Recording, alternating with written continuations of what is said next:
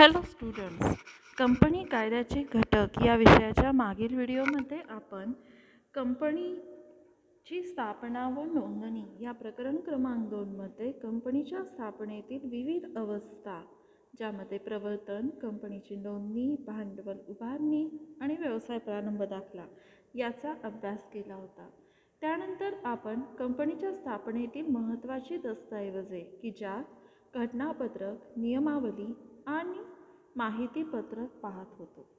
माहितीपत्रकामध्ये आपण माहितीपत्रकाची व्याख्या, माहितीपत्रकाचा मजकूर काय असतो या बाबी पाहिलेल्या आहेत.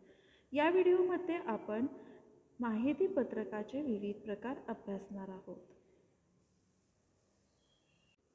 माहितीपत्रकाच्या विविध प्रकारामध्ये पहिला प्रकार आहे कच्चा मसुदा समजले जाणारे माहितीपत्रक, डीम्ड प्रॉस्पेक्ट और प्रॉस्पेक्टस बाय इम्प्लिकेशन असं याला म्हटलं जातं. सध्याच्या कार्यपद्धतीनुसार सेबीकडे सादर करावयाच्या माहितीपत्रकाच्या मसुद्याला सार्वजनिक दस्तऐवजाच्या रूपात समजले जात नव्हते. अंतिम माहितीपत्रक जनतेला भाग विक्रीपूर्वी फक्त 2-3 आठवडे पाहायला मिळत असे आणि मग या प्रकरणामध्ये पारदर्शकता आणण्यासाठी सेबीकडे माहितीपत्रकाचा मसुदा हा दिला जात होता आणि त्याच दस्तऐवजाला सार्वजनिक दस्तऐवज मानण्यात आले जात होते. आज जर विचार करायला गेला तर भांडवल बाजारामध्ये किंवा व्यवसाय जगतामध्ये व्यापारी वित्त संस्था जर भाग बाजारात करण्याचे ठरवले असेल तर भाग बाजाराकडे अर्जासोबत माहितीपत्रकाची मसुद्याची प्रत दाखल करावी लागते आणि हीच प्रत आपल्याला या ठिकाणी विचारात घ्यायची आहे. कंपनी कायद्याच्या कलम 25 नुसार सर्वसामान्यपणे माहितीपत्रकाच्या संदर्भात असणाऱ्या तरतुदी या कंपनी अथवा कंपनीच्या वतीने जनतेला आव्हान करण्याबाबतच मर्यादित आहेत.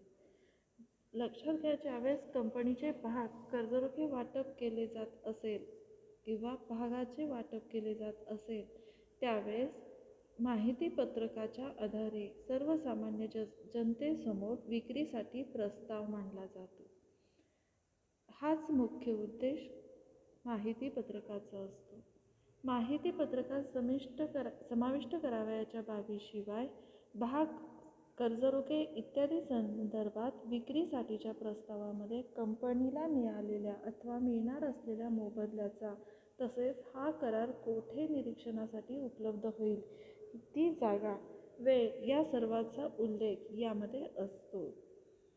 भाग, कर्जरोखे विक्री संदर्भात विक्री प्रस्ताव मांडणाऱ्या कंपनीला अथवा भागीदारी संस्थेला त्यावर सह्या कराव्या लागतात.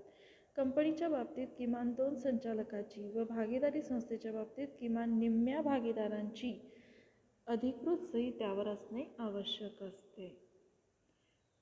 कच्चा मसुदा समजले जाणारे माहितीपत्रक हे कायदेशीर माहितीपत्रक असते, हे देखील तितकेच महत्त्वाचे. दुसरा प्रकार आहे शेल्फ माहितीपत्रक. काही वेळा प्रतिभूतींची विक्री पूर्ण कालावधीत टप्प्याटप्प्याने करावी लागते.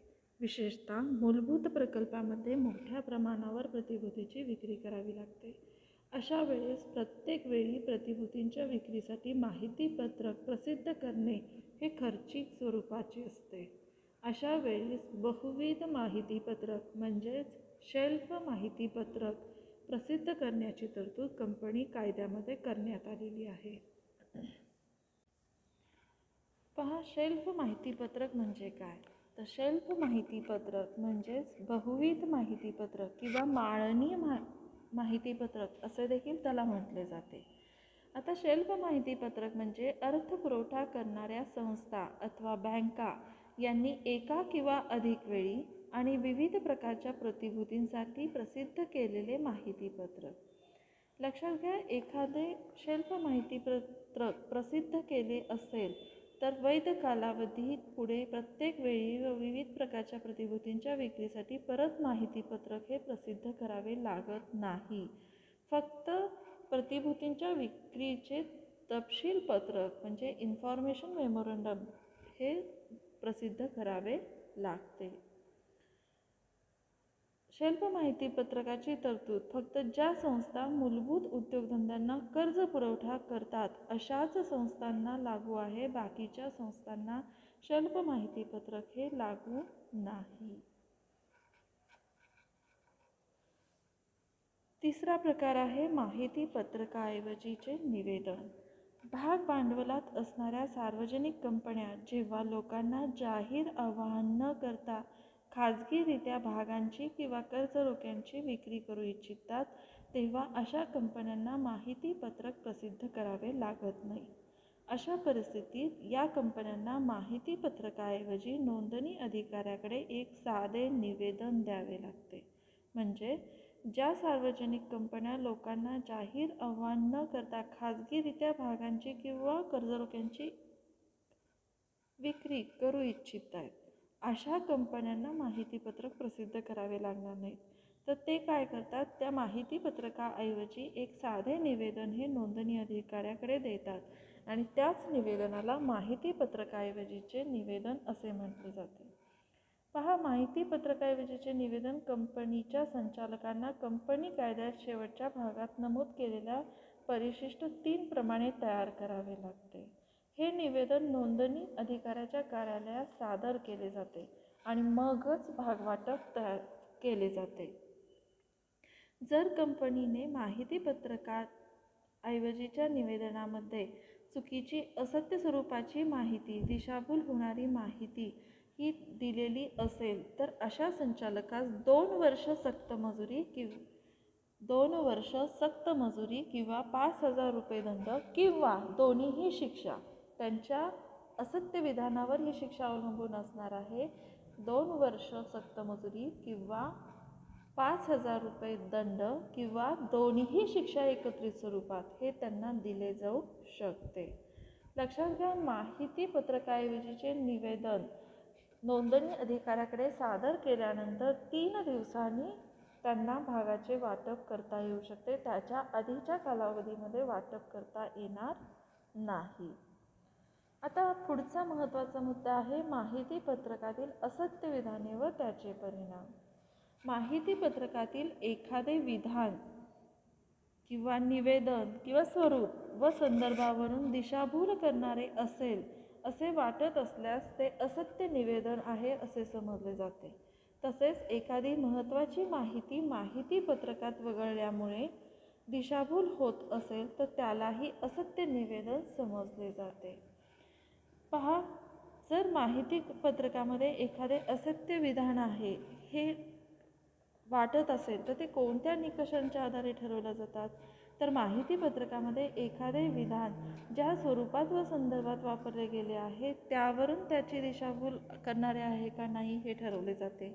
माहितीपत्रकात एखादी महत्त्वपूर्ण बाब मुद्दाम जाणीवपूर्वक वगळून गुंतवणूकदारांची दिशाभूल केली असेल तर ते असत्य विधान समजले जाईल आणि एखाद्या वास्तवतेबद्दल चुकीचा प्रभाव निर्माण केलेला असेल तर ते सुद्धा असत्य विधान समजले जाईल.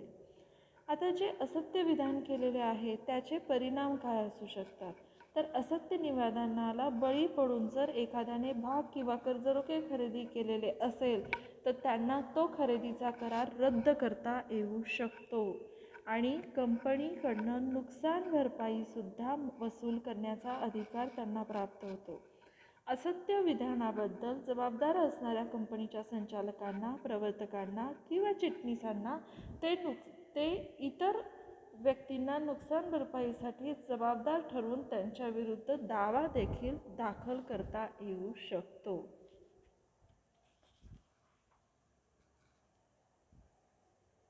माझे पुढील व्हिडिओ पाहण्यासाठी माझे YouTube चॅनल सबस्क्राईब करा. थँक्यू.